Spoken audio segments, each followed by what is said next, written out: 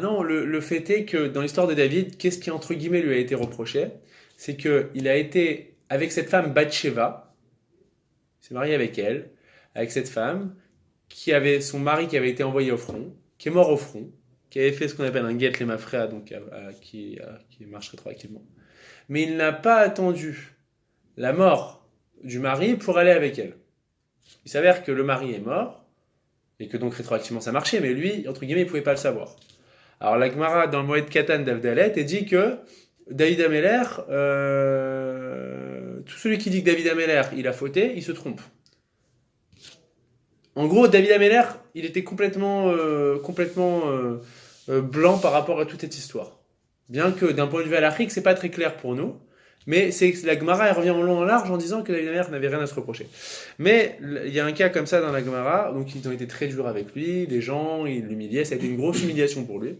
Et là, on travaille de la Gemara dans Baba Metzia, qui te dit quoi? Qui te dit que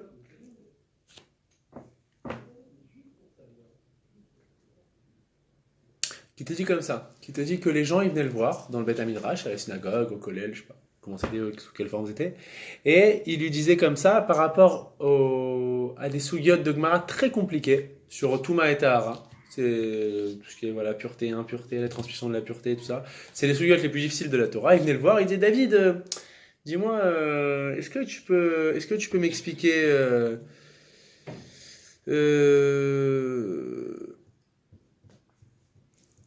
il lui posait plein de questions, ok? Et entre autres, dans les questions qu'il lui posait, il disait David, est-ce que tu peux nous dire quel est le din au niveau de la halakha pour celui qui va avec une femme mariée? Donc David, il leur répondait, quoi? Il leur répondait. Alors celui qui va avec une femme mariée, qui a été vu par des témoins et qui a été mis en garde, tout ça, sa sentence c'était la peine de mort par strangulation.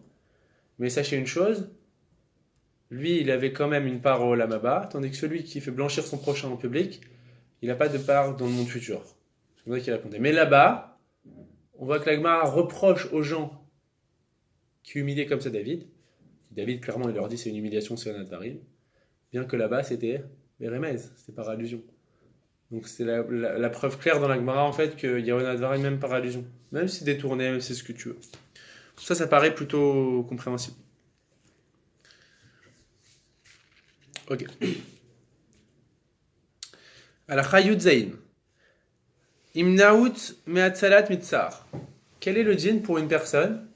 Est-ce qu'il enfreint un advarim, celui qui aurait pu empêcher à une personne un dégât quelconque?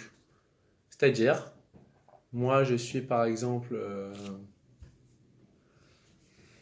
je travaille dans l'immobilier et il y a un type qui m'appelle et il me dit, dis-moi, est-ce que on m'a dit que tu es dans l'immobilier, on m'a dit que tu connais cette école de formation en immobilier. Est-ce que tu penses que c'est une bonne école?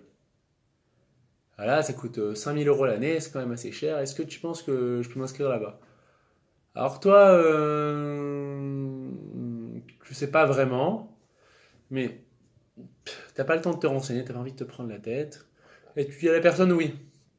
T'en es pas convaincu, t'aurais pu te renseigner et le savoir plus. Voilà. Et il s'avère qu'en fait, cette école c'était nul, la personne a perdu de l'argent, a perdu son temps, a perdu son tout. J'aurais pu empêcher à une personne en gros d'avoir un ézec. Alors, est-ce que dans ce cas-là, c'est assimilé à l'autonou, c'est-à-dire que c'est aussi grave qu'une personne qui crée de manière frontale et directe un ézec? C'est juste non-assistance à personne, peut-être pas en danger, mais qui a besoin d'aide. Là-dessus, on te dit, Adam, chez Beyado, les Atil et Travero Metzar, un homme qui a entre ses mains la possibilité d'éviter une souffrance ou un problème à son prochain, Veino Matsilo, et il ne le fait pas. Nirshav Keshutaf les Tsar, Shenigram, les Chavero. Il est considéré aux yeux d'Hachem comme associé dans la peine qui a été causée à son prochain. Ve'walul le Hanesh Elkar. Et il est susceptible de recevoir une sanction par Hachem là-dessus.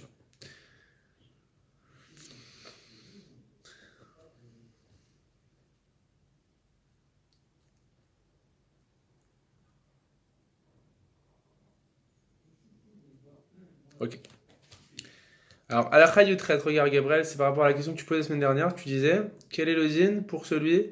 Comment c'est possible ce cas de figure d'une personne qui fait pas d'action? Comment est-ce qu'on peut causer du tort à une personne sans faire d'action? Donc, Alakha Yutret, sans faire d'action. Agorem tsar ve'ona lechavero mibli le'asad ma'aseh klal. Alon le'inaesh min hashamaim. Une personne qui fait du mal à son prochain sans faire d'action, eh ben, il est répréhensible aux yeux d'Hachem. Les morad sheu lo asa davar. Bien qu'il ait rien fait. Kayemet chova, les hashkia marshava, vele kalkel et maasav veofen shelo igram les ulatot tsar kol sheu mechamato. Alors, nous traite.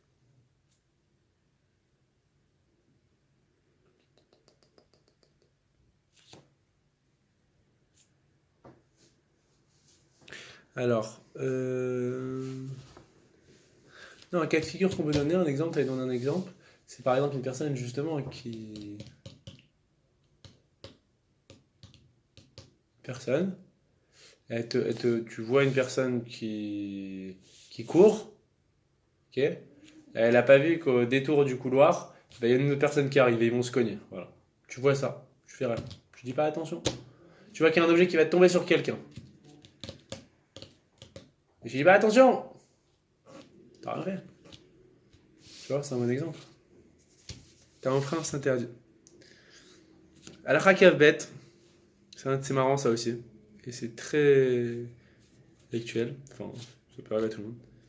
Afrada pitomite. Est-ce qu'il y a un interdit de l'autono si pour rigoler, je fais peur à une personne, voilà, bouh, je saute sans qu'elle m'ait vu.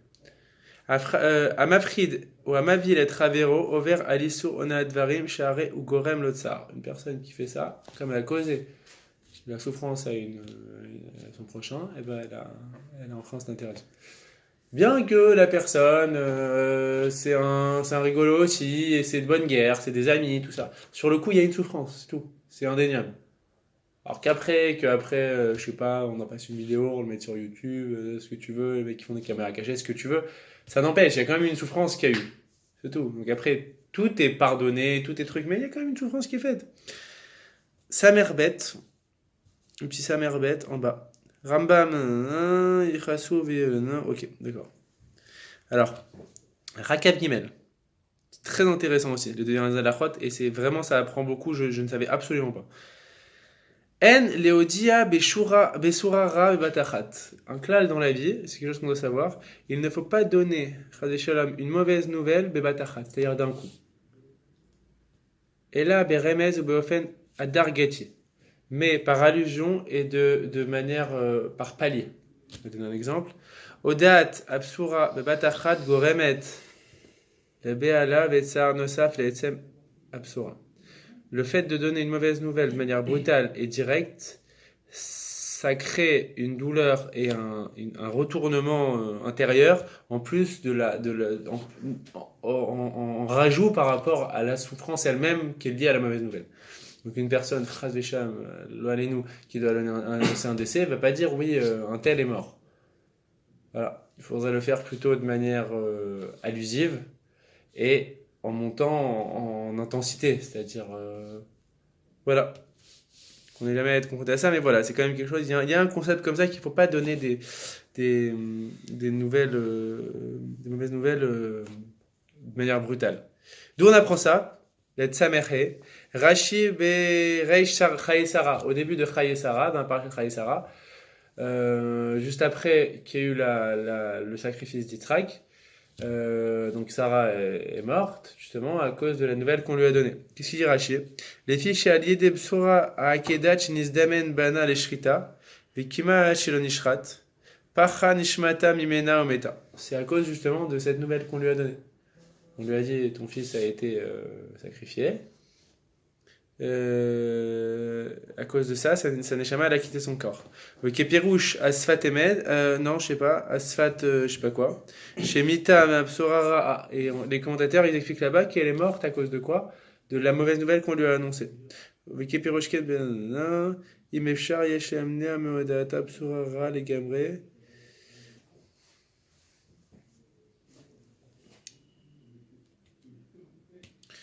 C'est quoi ça? Ok, mais pour Ashken, le pire qui est des Rabbi Eliezer, avec les Imefchar, Yesh le Amnea, Modab, Sohara, les Gabré, Kebe.